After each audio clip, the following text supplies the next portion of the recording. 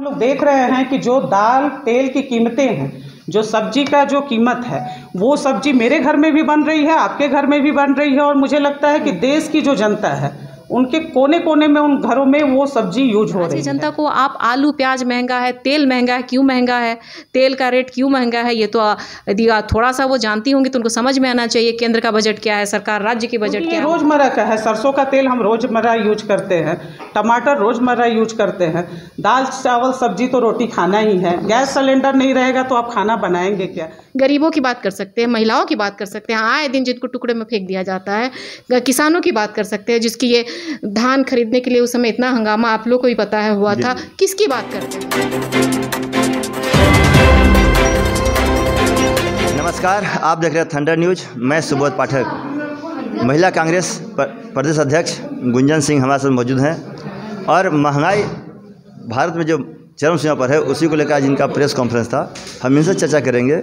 यदि आज महंगाई को लेकर के जो आपका प्रेस कॉन्फ्रेंस था कि टमाटर लोगों के थाली से गायब हो गया है, दाल गायब होते जा रहा है, कुछ दिन में हमको लगता है कि आटा और चावल भी गायब हो जाएगा, क्या? बिल्कुल, देखिए कि आप जो मसाले में कहा जाता है कि लहसुन का दाम आप देखिए कि कितना वो महंगाई छू रही है। और आप जानते हैं कि मसाले में लहसुन, अदरक, मिर्च ये तो ज़रूरी चीज़ें होती है सब्जी में। पता नहीं केंद्र सरकार की क्या मानसिकता है कि लोगों को शोषण करने का ये जो बहाना बनाते हैं महंगाई के बहाने।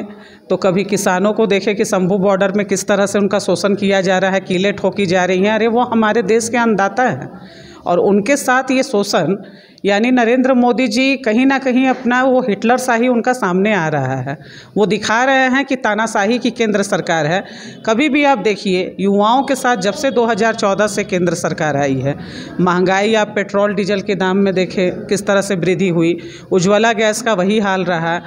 और अब महंगाई जो है, दाल सब्जी जो रोज़मर्रा की सामान है उस पर भी तो टैक्स लगा दिया जा रहा है, पहनने के सामानों पे टैक्स लगा दिया जा रहा है। तो कहीं ना कहीं मध्यम वर्ग परिवार जो है, किसान हैं, युवा हैं, महिलाएं हैं, गरीब परिवार, ये पूरी तरह से केंद्र सरकार से त्रस्त है।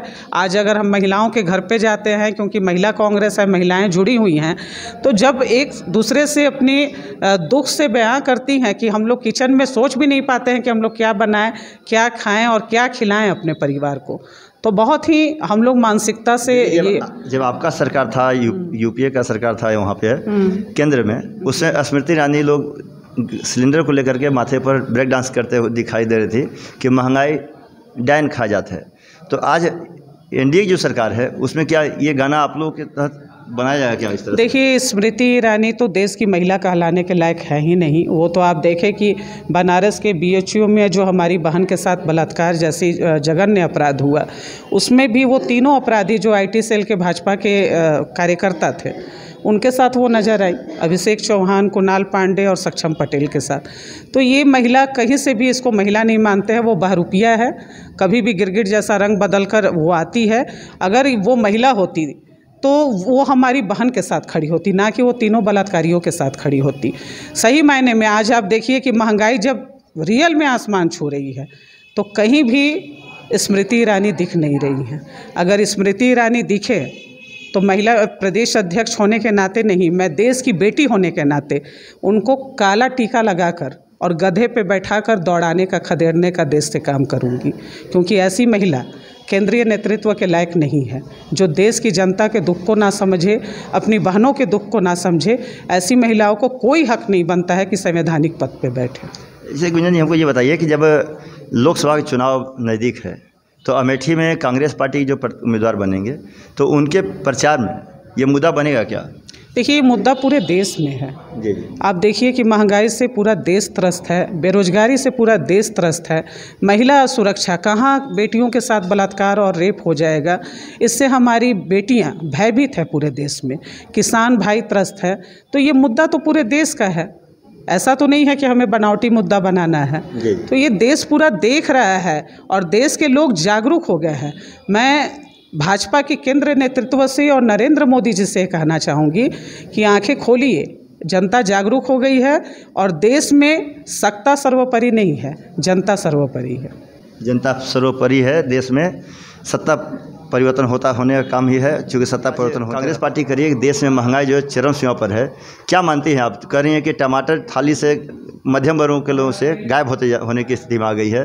सरसों का तेल महंगा हो गया है, उनका कहना है रिफाइंड भी महंगा हो गया है, लहसुन महंगा हो गया है। आप क्या मानती हैं इस महंगाई को कैसे भारतीय जनता पार्टी रोकेगी? देखिए, कांग्रेस हमेशा उनको सीखना चाहिए। भारतीय जनता पार्टी जब ये विरोध में या विपक्ष में थी तो हमेशा सकारात्मक सोच को लेके विपक्ष में रही है और अपने जो सृजनात्मक कार्य हैं उसके वजह से आज ये भाजपा यहाँ तक पहुँची है। और आप गुंजन जी और आप प्रदेश अध्यक्षा की जो बात कर रहे हैं उनको ये समझना चाहिए और थोड़ा सा इतिहास जाके देखना चाहिए कि ये जो महंगाई बढ़ती और जो घटती दर है क्या उनके काल में नहीं हुए हैं? उनके कार्यकाल में क्या लहसुन की कीमत, प्याज की कीमत, तेल की कीमत, ये सब की गहराई में जाएंगे तो इनको ये दिखता है। और कुछ इनके पास बोलने को, इनके पास पॉलिसीज़, इनके पास योजनाएं, इनके पास महिलाओं की सुरक्षा, महिलाओं की नीति, महिलाओं की पढ़ाई से लेकर हमारे केंद्र की सरकार ने शादी ब्याह मातृत्व तक अवकाश तक बढ़ाई है। उसको इसके विपक्ष में उनको कभी भी कुछ बोलना होता है तो ऐसी बातें को लाती हैं जिसका कोई सिर पर नहीं है। महंगाई की बात, टमाटर गायब हो जाते हैं, कहीं 20 रुपये मिल रहे हैं, कहीं 30 रुपये मिल रहे हैं। इसका हमेशा दर आता और जाता है। महंगाई क्या पहले से बढ़ी नहीं है? और जो चीज़ें पहले जो दर थी वो बढ़ के आई है। उनकी समय भी आप देखेंगे जब हमारा आज़ाद हुए थे और जब कांग्रेस की सरकार थी तो उस समय भी जब बातें होती हैं कि आपके यहाँ मूल्य घट रहे हैं या महंगाई बढ़ रही है तो उस समय भी डॉलर का रेट जो शुरू हुआ था वो आप उनको देखना चाहिए इतिहास में जाके कि कांग्रेस को कि उनके कार्यकाल में क्या रहा। और हम लोग इसका विरोध या उनके बातों के ऊपर प्रतिक्रिया करके हम लोग समय नष्ट नहीं करते हैं। हमारे सामने महिलाओं की जहाँ तक वो बात करिए सुरक्षा, और जहाँ तक स्मृति ईरानी की बात कर रही है व्यक्तिगत तौर पे उन्होंने कटाक्ष किया है। ये भाजपा की नीति है, पॉलिसी है, नियत है कि वो जब कुछ नहीं कर पाते हैं तो किसी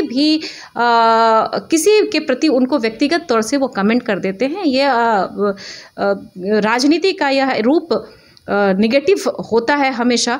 और अभी आप बंगाल की हालत देख रहे हैं, उनको दूर जाने की बात नहीं है। बंगाल में जो हालत हो रही है उनकी सरकार है, टीएमसी की सरकार जो मिलकर कर रही है। और ममता बनर्जी के महिला होने की जो बात कह रही हैं कि महिला होने के लायक नहीं है, मैं इस पे विरोध करती हूँ कि महिला होने के लायक कौन नहीं है वो पूरा देश, पूरा विश्व जान रहा है।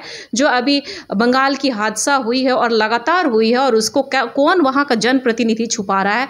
हमारे भारतीय जनता पार्टी में कभी भी कोई भी ऐसा शिकायत हुआ है या हादसा हुआ है या घटना हुई है तो उसको कभी नहीं हमारे बोला जाता है कि हमारा कार्यकर्ता है, इसको हम बचा रहे हैं, चाहे इसको बताया जा रहा है कि नहीं ये गलत नहीं। गलत हमेशा गलत है। भाजपा में किसी भी गलत चीज़ों को कभी भी कहीं भी उसको समर्थन नहीं दिया गया है। और उनको ये पता होना चाहिए कि हम भाजपा की महिला विशेषकर कार्यकर्ता हो न वर्ग, समाज, जाति, धर्म, समुदाय से उठकर ऊपर उसके न्याय के लिए हम लोग हमेशा खड़े होते हैं। इसलिए हम लोग को ये ना बोला जाए कि हमारी वरिष्ठ कार्यकर्ता है, वो नेत्री हैं, वो महिला कहलाने का हक नहीं है। कौन कह रहा है, क्यों कह रहा है, उसको एक बार अपने इतिहास में ज़रूर जाके झांक के देखना चाहिए कि उनकी वस्तु स्थिति और उनकी वजह, उनके विरोध की वजह, उनकी निष्क्रियता की वजह, उन्होंने जो महिलाओं की दुर्दशा कर दी है और जो समाज में दुर्दशा कर दी है, सामाजिक अराजकता जो फैली हुई है। आज अभी झारखंड में उन्हीं के सपोर्ट में मुख्यमंत्री पे इतने आरोप लगाए गए हैं कि वो अभी जेल के अंदर है, उसके बाद भी उनके गठबंधन की नेत्री ने ऐसा बयान दिया है। तो ये आप सोच सकते हैं, लेकिन हम लोग उस हद तक जाके बयान नहीं दे सकते हैं, ना ही उनकी बातों की सफाई देने की मैं ज़रूरी समझती हूँ। लेकिन दीदी भी कहा था कि हम गैस जो देते थे वो 400-500 रुपये, भारतीय जनता पार्टी 10.5 में गैस दे रही है, तो गैस पर क्या कहना है आपका? देखिए, कम हुए हैं गैस की, उन्होंने पूरी महंगाई का बताया है जी, उन्होंने पूरी महंगाई का बताया है। तो ये आपको भी पता है कि हम लोगों ने सब्सिडी और कितने लोगों को करीब कितने करोड़ जनता के दरवाजे तक जाके गैस कनेक्शन, चूल्हा कनेक्शन, उजाला कनेक्शन, योजना, जितनी सारी योजनाएं हैं उन्होंने एक गैस की आप बात कर रहे हैं। मैं तो बताऊं कि 300 से ज़्यादा ऊपर से पॉलिसी है जो कि हमको पहली बार भारतीय जनता पार्टी में और केंद्र की सरकार में 214 के बाद आप आंकड़े देखेंगे तो बैंक अकाउंट से लेके गैस कनेक्शन से लेकर सारी की संख्या में वृद्धि हुई है और उन तक पहुंचा गया है। ये किसी भी पार्टी से सोच की बाहर है कि आप एक बैंक अकाउंट के खाते को खोलने की बात करते थे तो उसमें आपको दौड़ाया जाता था, लेकिन आज के डेट में आपको दरवाजे तक जो बोलते हैं ना कि सरकार आपके द्वार, जो सही मायने में बोला जाता है, हम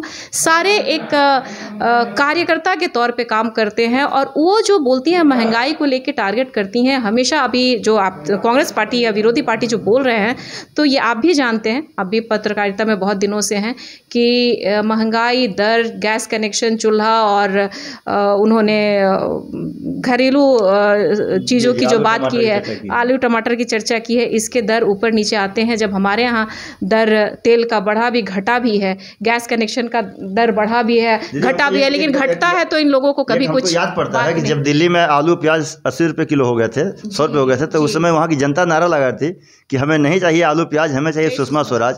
तो क्या मानती है? मैंने यही बोला, मैंने आपको इसलिए मेंशन किया कि उनकी सरकार में आप पिछले बार जाके वो देखे तो शायद उनको इतिहास पता चले कि महंगाई का दर कितना और कैसे जाता था और आम जनता तक बिचौलियों के द्वारा किस तरीके से उनको दोहन होता था। ये सब सारी चीज़ों से निजात पाई है और आम जनता की प्रतिक्रिया नहीं है। इस बार तो हमारा नारा ही है कि देखिए, ये जनता क्या है कि आपको लंबे समय तक एक बार, दो बार, तीसरी बार भी लाने की कोशिश नहीं है, तीसरी बार भी लाने की पूर्ण वादा हमारी जनता हम लोग के साथ कर रही है। तो ये आप जान सकते हैं कि कहीं ना कहीं असंतोष या कहीं ना कहीं उनका दोहन हुआ है।